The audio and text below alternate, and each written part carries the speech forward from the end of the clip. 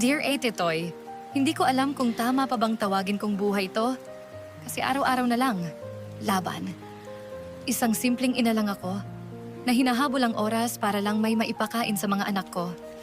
Gabi na, pero kaharap ko pa rin ang mga bayarin. Iniisip kong paano bukas, pero wala akong choice.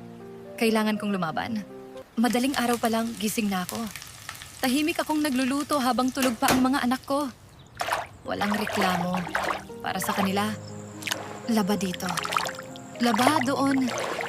Minsan nanginginig na yung kamay ko sa pagod, pero tuloy pa rin. May mga araw na tinatawanan lang ako ng kapitbahay. Ngumiti ako. Kahit ang totoo, pagod na ako. Hanggang sa isang araw, hindi ko na namalayan. Nakatulog ako sa tabi ng labahan. Pero Ate Toy, sila ang lakas ko. Yung yakap ng mga anak ko, sapat na para bumalik ako ulit sa laban. Yung panganay ko, top isa siya. Umiyak ako, hindi dahil sa hirap, kundi sa tuwa. Pero isang araw, ako naman ang nagkasakit. At doon ko nakita kung gaano ako kahalaga sa kanila. Sa klinik, umiiyak sila sa tabi ko. At mas masakit pala kapag ikaw ang dahilan ng luha nila.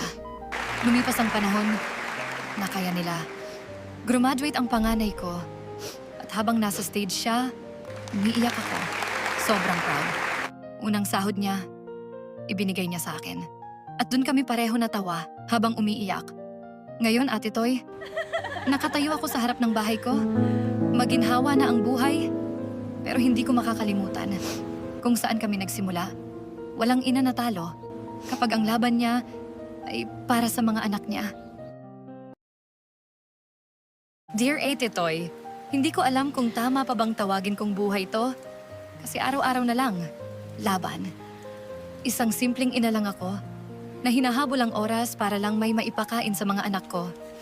Gabi na, pero kaharap ko pa rin ang mga bayarin. Iniisip kong paano bukas, pero wala akong choice. Kailangan kong lumaban. Madaling araw pa lang, gising na ako. Tahimik akong nagluluto habang tulog pa ang mga anak ko. Walang reklamo.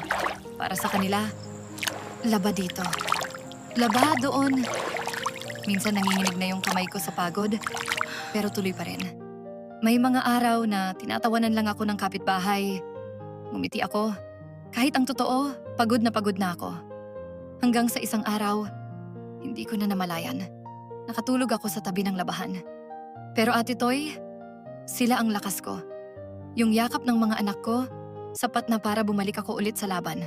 Yung panganay ko, top isa siya.